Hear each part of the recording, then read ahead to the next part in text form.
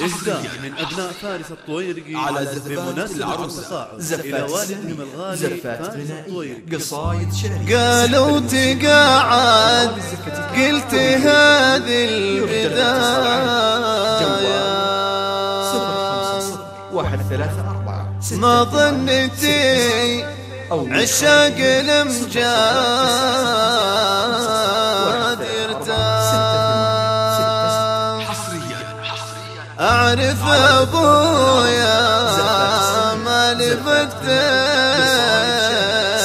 نهاية،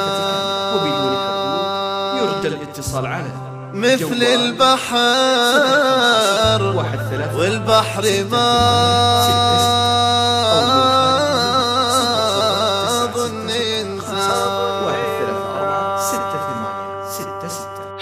قالوا تقاعد قلت هذه البداية، ما ظنتي عشاق الامجاد يرتاح. قالوا تقاعد قلت هذه البداية، ما ظنتي عشاق الامجاد يرتاح. اعرف ابويا ما لمد نهاية، مثل البحر والبحر ما ظن ينزاح. العلم من صغره وهو له هواية، حتى بدال العلم قفل ومفتاح. فارس على اسمه حافظ الليل وصايا، واكبر دليل فكره تزيد الامداح. صاحب قرار ولا يحب الوشايا، ولا حسب كثر الخساير والارباح. له في جبين المجد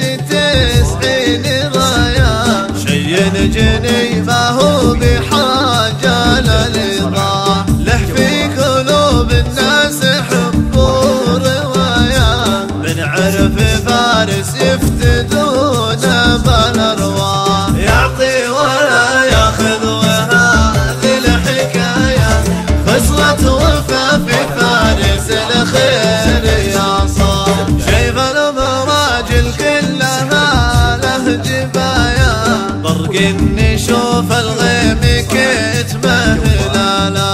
وندري انه في غنى عن ثنايا، لكن شعري يرتقب مدحه وشاع. واخر قصيدي مثل وضع البداية، ما ظنتي عشاق الامجاد يرتاح. ما ظنتي عشاق الامجاد يرتاح. يرد الاتصال على جوال 050134688